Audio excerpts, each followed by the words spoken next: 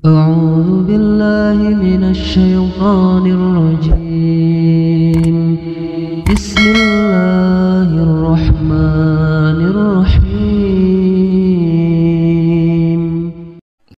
Quran dibawa kepada Muhammad itu dibawa oleh setan, ya, dibawa oleh setan.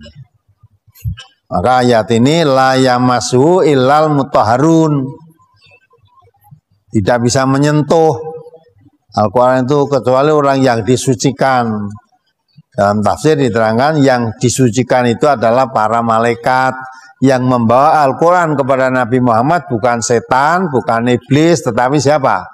Malaikat. Malaikat siapa? Malaikat Jibril. Seperti juga yang membawa Taurat kepada Musa. Itu juga seperti yang dibawa wahyu kepada Nabi Muhammad sama, yaitu malaikat Jibril. Nah, jadi itu tidak ada hubungannya dengan hadas. Tidak ada hubungannya dengan hadas. Ya, nah, jangan malah tanya, kalau memang orang menyentuh Quran itu boleh, mana dalilnya? Balik kamu. Mestinya yang tanya dalil itu orang yang mengadakan, yang membolehkan.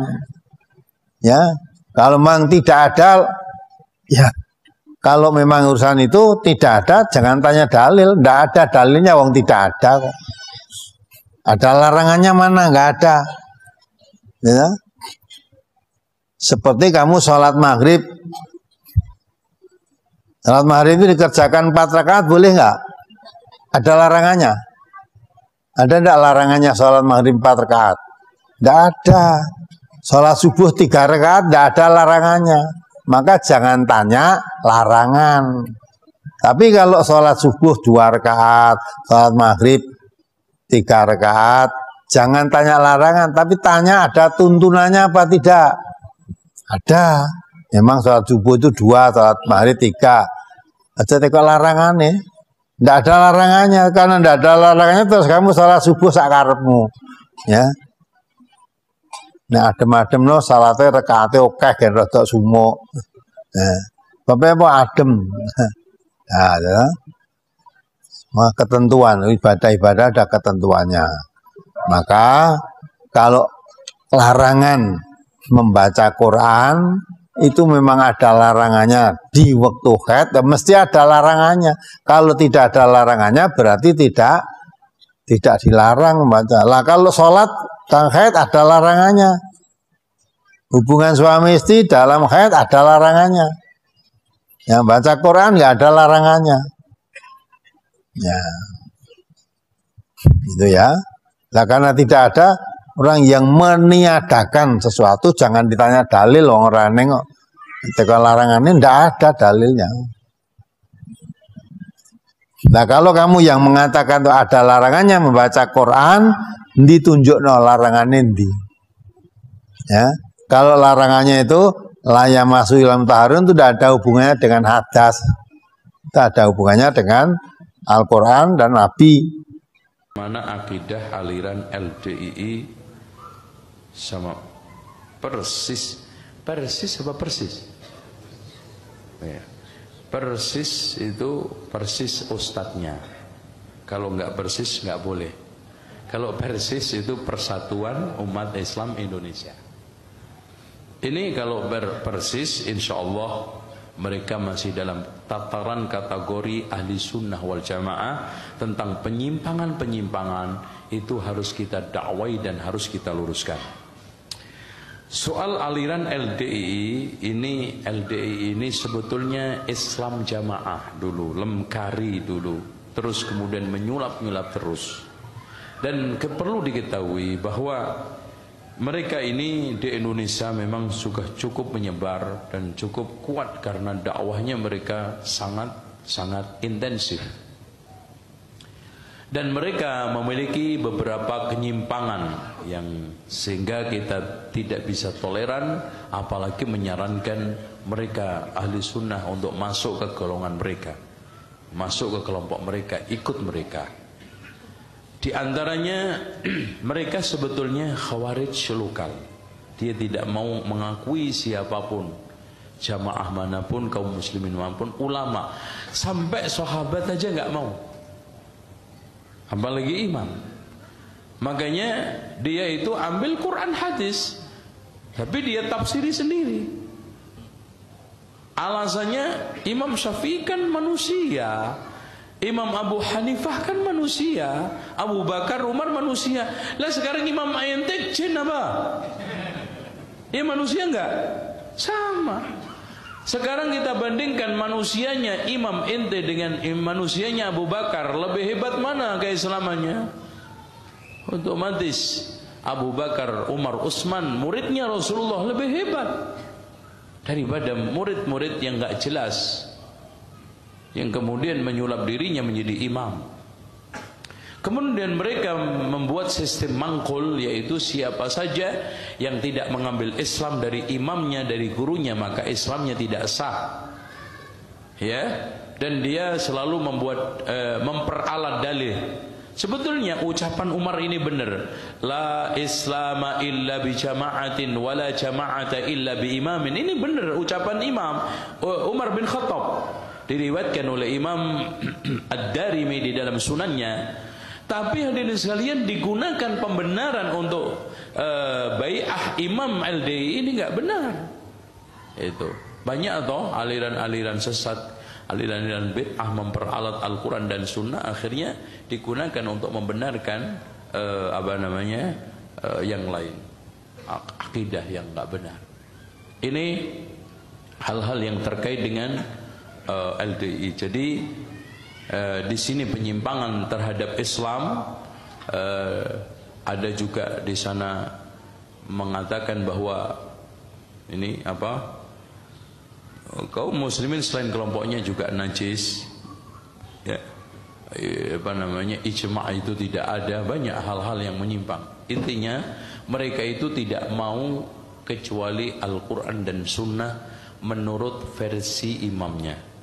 Dia tidak mau menerima Abu Bakar, Umar, Utsman, Ali, sahabat serta imam-imam sunnah dan juga oleh yang lainnya. Bahkan kelompok ini sudah dinyatakan sesat oleh Kejaksaan Agung.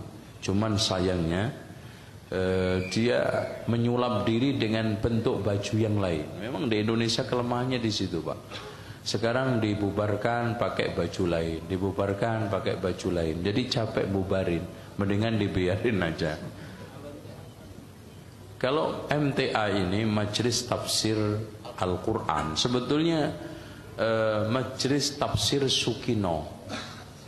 Artinya tergantung Sukino menafsiri apa. Sekarang Sukino ngomong A jadi A semua, Sukino ngomong B, B semua.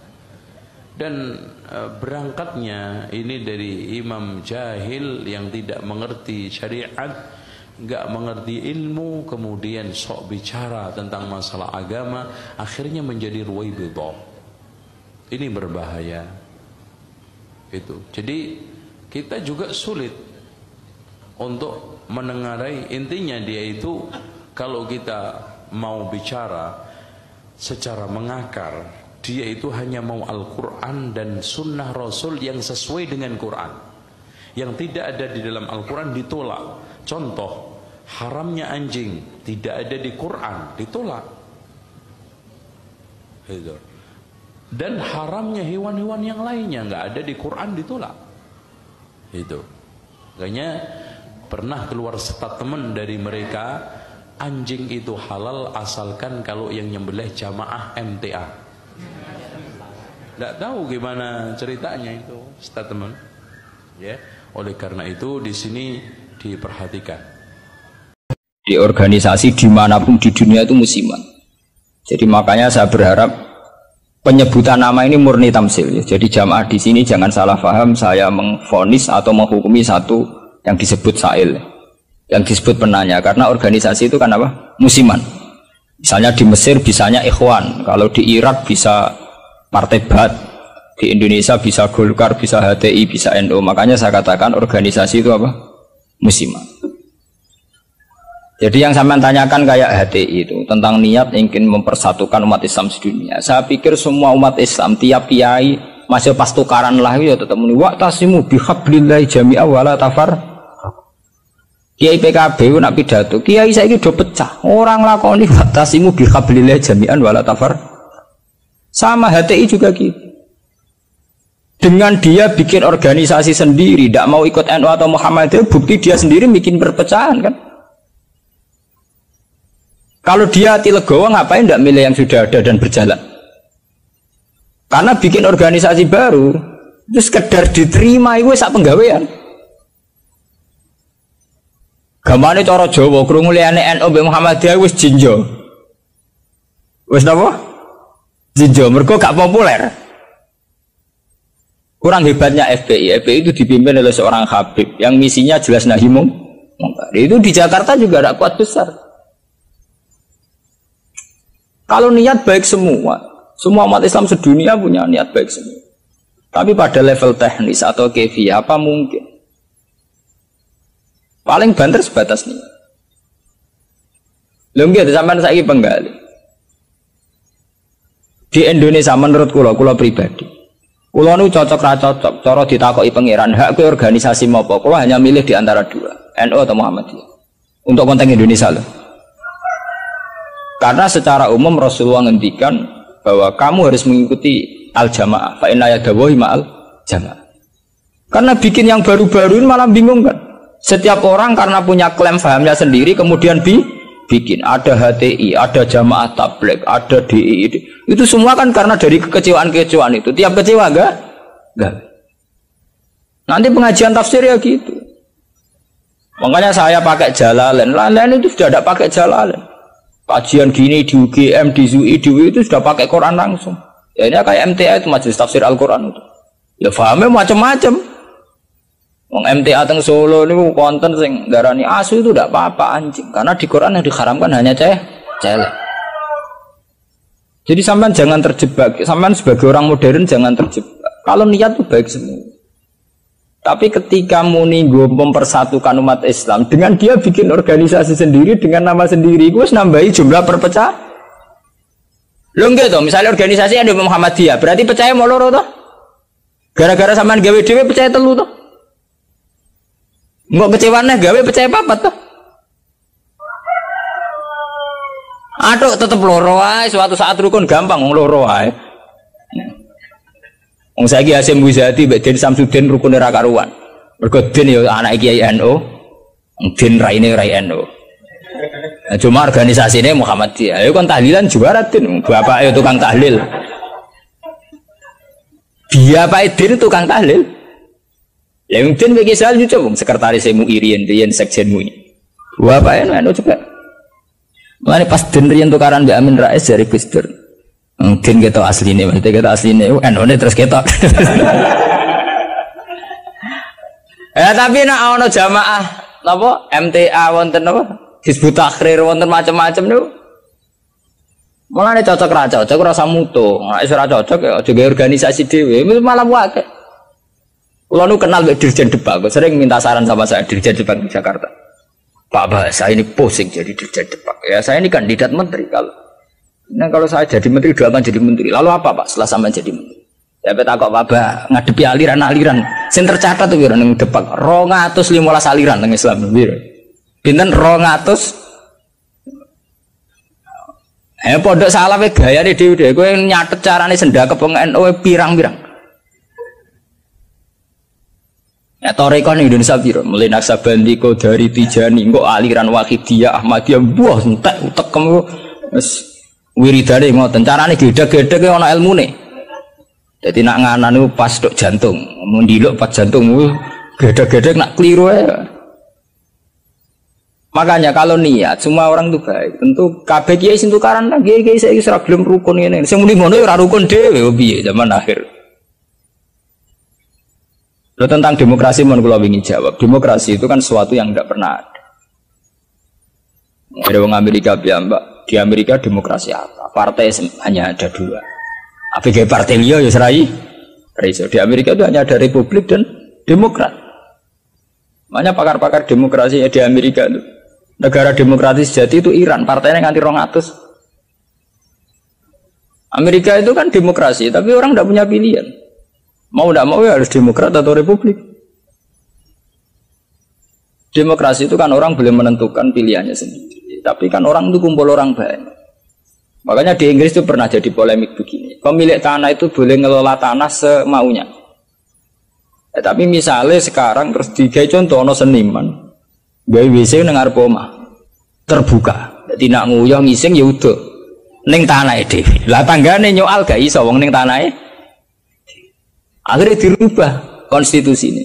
Boleh mengelola tanahnya sendiri yang tidak mengganggu orang lain. Akhirnya mereka ditambahi kan.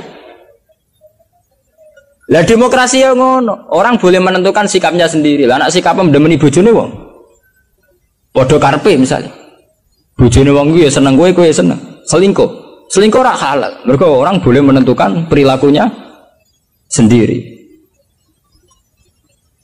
Makanya kriteria demokrasi itu di baratlah demokrasi adalah hak untuk hidup, memilih agama, memilih kepercayaan. Tapi tetap pada bingkai aturan.